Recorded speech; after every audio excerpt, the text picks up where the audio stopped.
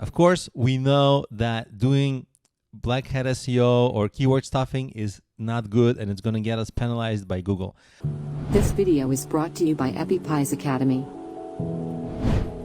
But sometimes we do have room to play around with this. So in this video, I'm going to explain when it's going to be okay so you can use it to your advantage.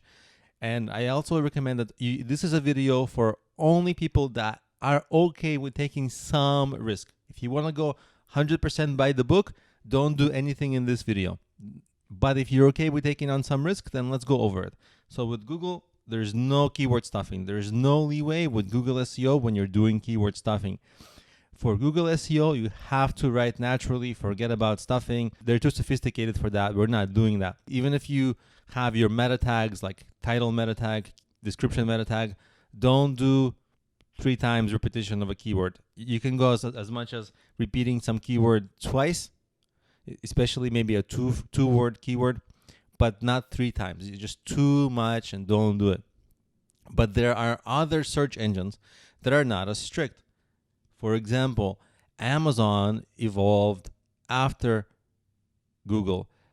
Etsy search evolved after Google. Mobile App Store search evolved after Google. I'll give you an example. In about 2012, I used to, I was promoting my mobile app in the Google App Store, and I stuffed that title and descriptions for my app really heavily. It was very obvious. And that really helped me.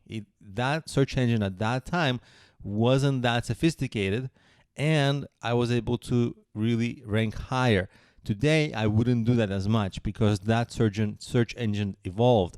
So if you are dealing with less sophisticated search engines, and remember, of course, as we talked about earlier, almost, so many sites are search engines, Amazon, iTunes. Whenever you're looking for stuff, usually it's through search. YouTube. Now, YouTube is a search engine as well, and it's sophisticated, so you want to be careful about keyword stuffing. But in the first couple of years of YouTube, you would have been totally fine. It would have really helped you. And sometimes that initial boost you would get from the keyword stuffing would really help you rank higher in their platform, and by the time they figure things out, you just rank. So even if you get penalized from those secondary search engines, they may be usually not as hard. The penalties are usually not as harsh as the Google penalties.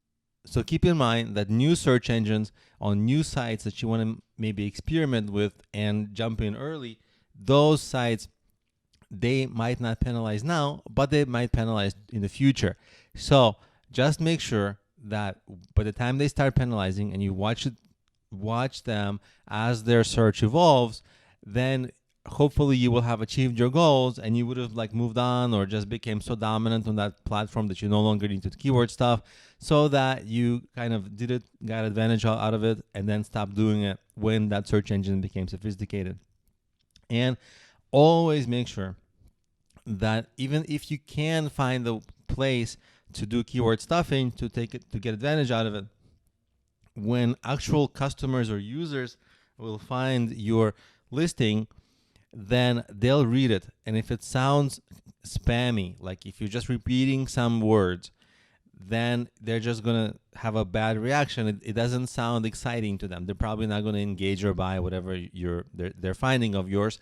So what you have to do is make sure that not only you're repeating keywords, but it's also ultimately your title and description are written in a way that would be compelling for actual human customers. So don't just write copy for gaming the search engines.